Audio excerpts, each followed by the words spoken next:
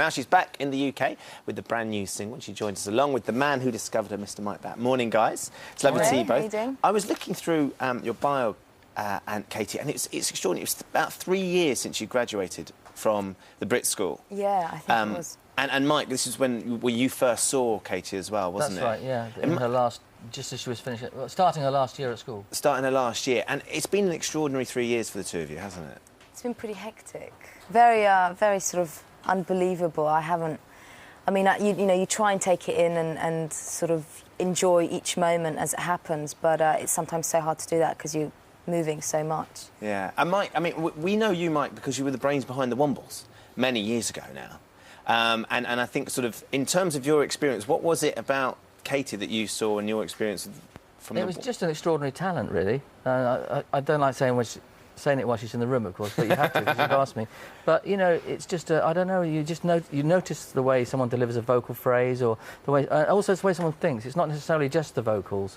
And people say someone has a great voice, but having a great voice isn't enough, or isn't even necessary. You have to have the intelligence when you sing, and that's to do with the way you think, and that's to do with the person you are. And Kate, did you know of Mike's history with the Wombles when you met him? I didn't know. I obviously, having grown up in Georgia, or been there till I was 8, so I never was that age to enjoy the Wombles. And when I came over here in 1994, so the Wombles were never around at that time. There they are. There you go again. There they are. Old faithful. Was there any Womble inspiration to Katie's hairdo? Because it's sort of the curly locks, Mike. Was that something you were looking for? That's interesting. I think you have to ask Katie that because it's her hair, No, not really. I think it's just kind of you just curl it. Well, I know, I'm a bit offended now. No. We were very affectionate with our Wombles. I know, they were great, weren't they?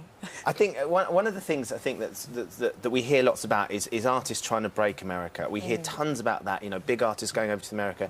And I was reading, I mean, you've just been to the States touring. Yeah. You were there for a couple of months. Did it go well with the Americans? It did. It was brilliant. I mean, I wouldn't say we've broken yet. No. On the same scale as we have over here, but there's a really great sort of underground following, and I get to play small clubs over there, which I don't over here, and I just really love. So way back to like when it started for you, yeah, the intimate gig that you love. Definitely. And I think people put so much pressure on breaking America. I think it's just important to take it easy and go there and tour and just let the people discover your music. And I just think if it's meant to happen, it'll happen. If it's not, it's not. Mike, I was reading that, and one of the things that struck me is because we hear about this Break America thing and we don't really understand what's involved.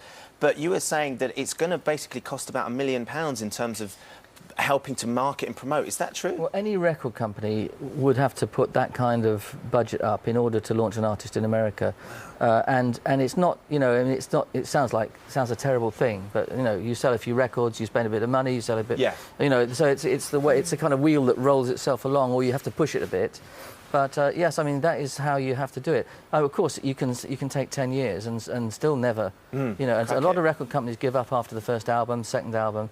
And I think with us, we're a tiny record label, and we just think it'll take a while, and you just keep going until it happens. And it's more belief than money, really. Yeah, absolutely. And it's nice as an artist to have such a long-term commitment from a record company.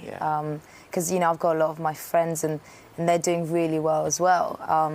But you just know that it's either this album or nothing else, and that's kind of a shame. And you've cracked it here, so I've no doubt they'll get round to it. They're a bit slower than us over there, but they'll get you in the end. That's the way it happens. Also, Europe, I mean, it's great for Katie, and she's huge in Germany, France, so that all helps. They're big markets, aren't they? Yeah, absolutely. Yeah. Well, look, it's lovely to have you back with us, even if it's for a short while before you go back for the next assault. And you're going to be performing your single for us live, aren't you? It's Only Pain. But it's great to have you. Mike, thanks very much for joining us as well.